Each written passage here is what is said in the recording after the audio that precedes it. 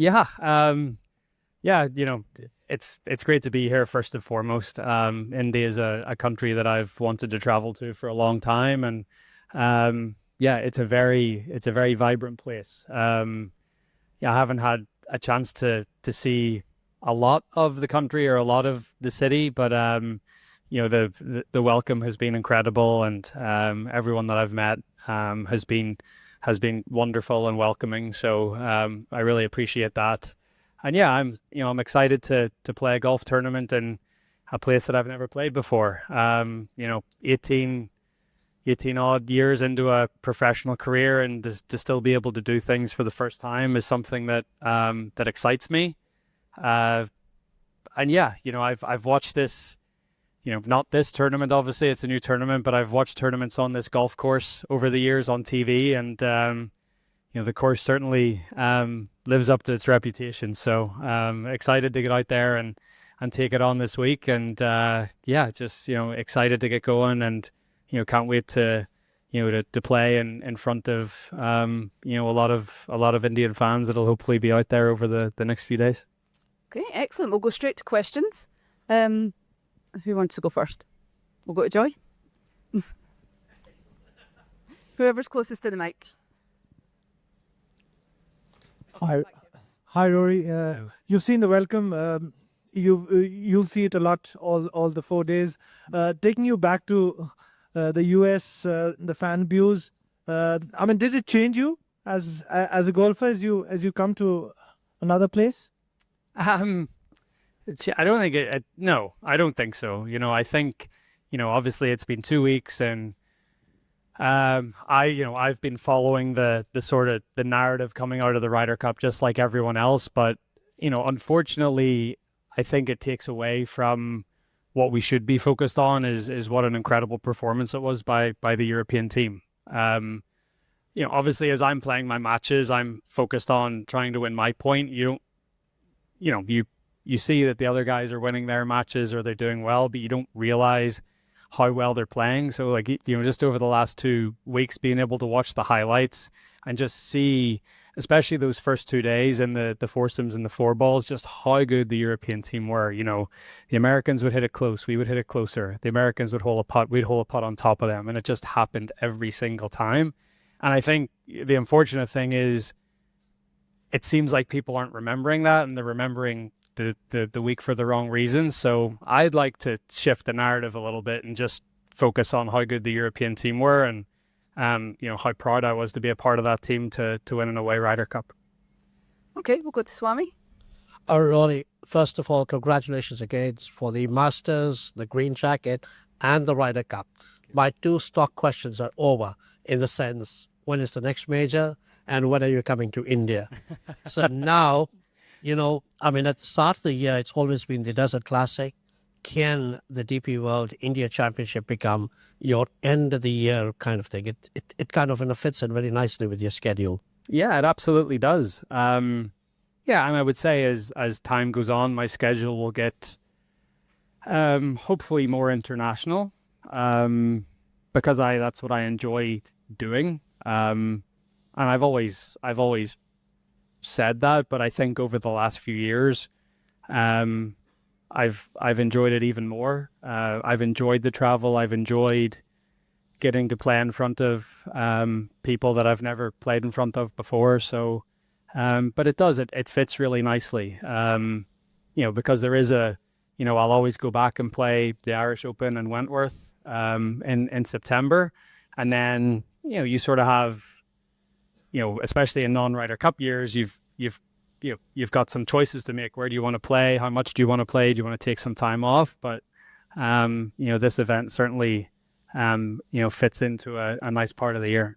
One small question. Did you have any bucket list to do in India apart from play 4 days here? Did you have any small bits that you wanted to do in India?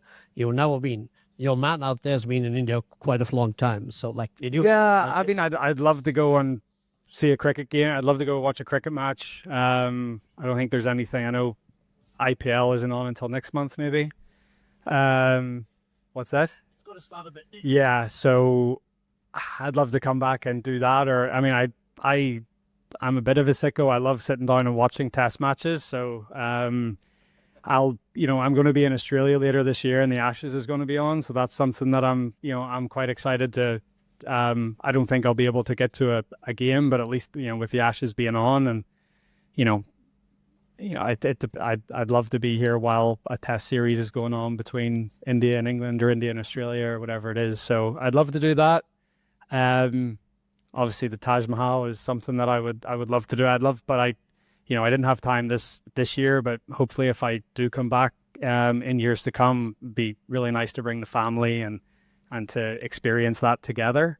And yeah, I mean, it's obviously a very, very big country. There's a lot to see. I mean, obviously, we're just around Delhi here, but you head south and you head to a lot of other wonderful places. And I hear down on the the sort of southwest coast is beautiful, and so there's so much to see. It's such a big country, but yeah, I guess my immediate thing I'm hoping for right now is, as you say, play a first good 2 days and at least be here for the weekend, and then hopefully enjoy the weekend after that. Okay, we'll go to Joy next. Rory, 2 questions from me. The first one is very easy. This golf course, what did you think of it? And we all know how you drive the ball. How much of an advantage? Where are you going to hit the driver? And is that the smartest play on this golf course? I'd say the next time I'll hit my driver will be in Abu Dhabi. I don't think I'll hit a driver this week. It just doesn't, I just don't feel like the risk is worth the reward. I'd rather leave myself 2 or 3 clubs back and, hit a 7-iron into a par 4 instead of hitting a wedge where you bring, you just get it offline here and the ball's gone. You're hitting it into jungle and you're not going to be able to get it out. And it just, you can rack up a very big number very quickly. So, being strategic and being smart with your,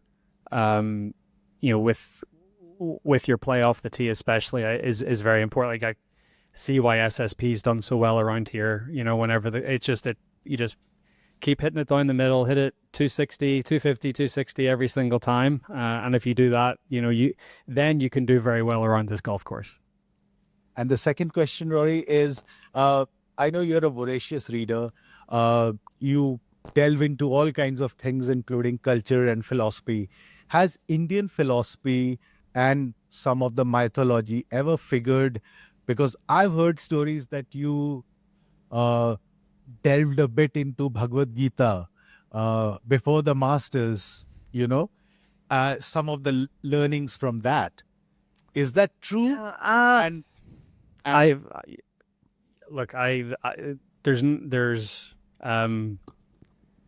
There's very little I haven't tried to win the Masters. So if I heard they had good ideas on the moon, I'd probably read those too. But no, I think I guess I've gravitated more towards Stoicism and the ancient Greeks and that sort of stuff more so than anything else. But yeah, I think India has a wonderful culture. I think the people are unbelievably welcoming and hospitable and gentle, I guess would be and it's a pleasure to be here and a pleasure to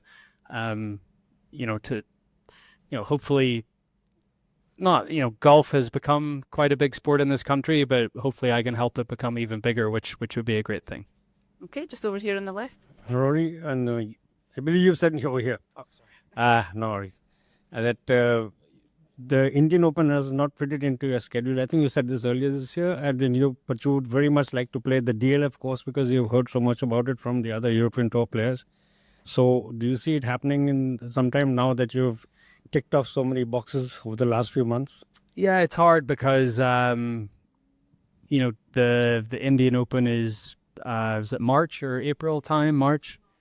It's just such a it's such a hard time of the year to make it work. We're over in the States playing the Players or Bay Hill or getting ready for the Masters, and it's just hard to travel across all those time zones and then come back again and be in the the I guess, just in the right place physically and mentally to try to go into the first major of the year. So I'd love to, I'd love to play DLF. I think it's become this like infamous golf course around the world. Just the bunkering, and then that 17th hole seems to be just an absolute menace of a golf hole. So I'd love to get there and play at some point. I don't think I'll be able to make it happen this week. But again, if it was something where I come back next year to this event, or at least I'll know the golf course here, so it might give me a free day to go and play DLF on the Monday or the Tuesday. Okay. Rory, very quickly, you obviously know this was designed by Peter Thompson. Did you see any right here? Right to your left. Oh, right. Sorry, yes, here. Does you see any set of parallels with other Thompson courses you might have played? I think the Dukes at near the own course is a Thompson design. He obviously hit it very straight. I know he won 5 Open Championships, but I don't know if I've played any other Peter Thompson golf courses. So yeah, this could be the first one. Very well. One more segue. I didn't want to bring up the Ryder Cup, but your comments there about golf being a unique sport and how it should be held to a greater standard, higher standard, and that's all true. I just wanted to ask you, what do you think about? Do you think golf can grow in a place without sort of reflecting that place's inherent sporting culture, so to speak? I mean, it's become extremely arena style, almost contact sport like in America. In India, we're still sort of connected with old institutions. You will get thrown off for driving range sometimes for not wearing a collared t-shirt, but no, you're never going to have like a disrespectful gallery. But in Ulster, of course, it seems almost perfect. But do you think golf can grow and still retain like a universal character as opposed to sort of taking on flavors of different places? I think it can. I think it can definitely grow. But you also want to keep the traditions and the values that make golf. And I think it's you don't want your sport to be unwelcoming to newcomers. I absolutely get that. But you also don't want newcomers coming into the game and ruining centuries of traditions and values, or what this game represents or what it upholds as well. So I think there has to be a balance. But I certainly think that golf can grow, but it can grow in a way where the people that are coming into the game still respect and acknowledge that this is a little bit different than maybe other sports. And I think that's okay. I don't, I said in America all the time, golf doesn't need to be the NFL. It doesn't need to be these other sports. Golf is golf, and that's fine.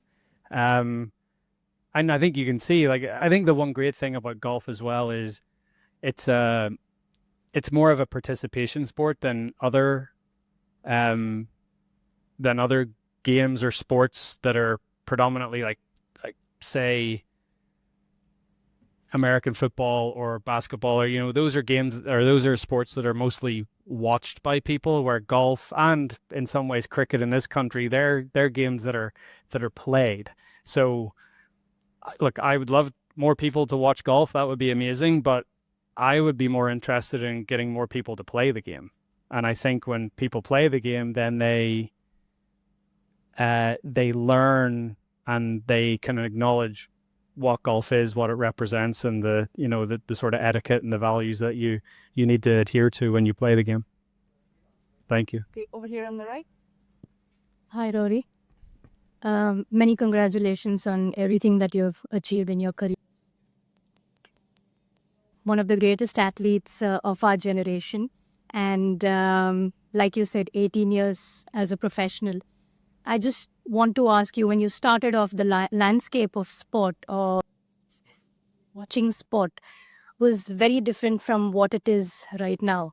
Do you think gone are the days when people watched sport for the pure joy of it, just for the love of it, as opposed to now watching sport to have an opinion about the player, about the coach, about everything that happens? I specifically asked this because obviously after what happened in Ryder Cup and how volatile the situation got. So do you think the landscape of watching sport or enjoying watching sport has changed from pure sheer love of it to having an opinion right now? Yeah, so I would say it's a great question. I would say that deep down at its core and you know, the essence of watching sport is it's the realist reality show that we have, right? You know, we don't know the outcome, we don't know what's going to happen, and that's amazing. There's very little content on TV nowadays that can actually do that. So live sport will always be what it is, and I think the majority of sports fans watch it because of that. But yes, there are, you know, you start to see it's a big business, and big business and money comes from having opinions on things, and you know, more eyeballs on things are ultimately a good thing if it can be harnessed the right way. But yeah, it's definitely changed, you know, and even, you know, whether it's, you know, people watch sport for the gambling aspect and they put money on games, or they, you know, that is something that especially in America, that's a changing landscape. But I think at its core, watching sport, whatever that is still very pure, and it's still pure competition, and I think that's an amazing thing. But yeah, as an athlete, and you know, knowing that you're going to get criticized for your performances, good or bad or whatever it is, I think at this point in time and in this modern world, that's, I wouldn't say it's a price to pay, but it's, yeah, it is what it is. And I think athletes nowadays have to do a better job of blocking out the noise. So, you know, not going on social media, trying not to read anything about yourself. Easier said than done, but I think that the more athletes in this day and age that they can do that, it's better. I think it's better for their performance. I think it's better for their mental health, and I think it's probably better for their longevity in their given sport as well. Okay, we're going over here for the last question, please. Hi, Rory. First of all, it's an honor to have you in India. It's amazing. It's actually like a dream come true. So, I just want to ask, you know, so McDowell described you as the absolute leader in the European Cup, in the European team's locker room, and we all know that in 2027 you turned down the opportunity of being the Players' Championship. But is there any possibility of you taking up the European team side of things in the captaincy role sometime? Sometime, yes. Certainly not 2027. I hope I'm still playing at that point. But yeah, like I would love to be the European team captain at some point, but that will be beyond my playing days, or at least when my playing days are coming to an end and I'm not good enough to make the team, you know, or I make way for the new generations to come along. So hopefully that's not in 2027. Hopefully I'm still good enough to play and put points on the board for Europe. But yeah, absolutely. I would love to be a captain one day, and I feel very fortunate that I've had a front row seat at playing under some of the best captains in history in the Ryder Cup. Luke Donald. I think what Luke Donald has done the last two Ryder Cups is revolutionized the captaincy role, especially within Europe.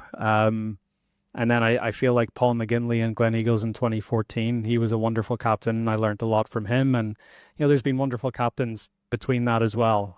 All of them have been wonderful, but I think the time and the effort and the dedication that Luke Donald has put into the last 4 years, it's been absolutely amazing. He has 100% respect of the entire team and everyone that's worked for him and all been behind him. And you know, if I can be nearly as good as a captain as Luke Donald, I'll have done a good job. So, you know, hopefully one day in the future, but you know, I'd say not until the mid 2030s, hopefully, if I can keep playing well.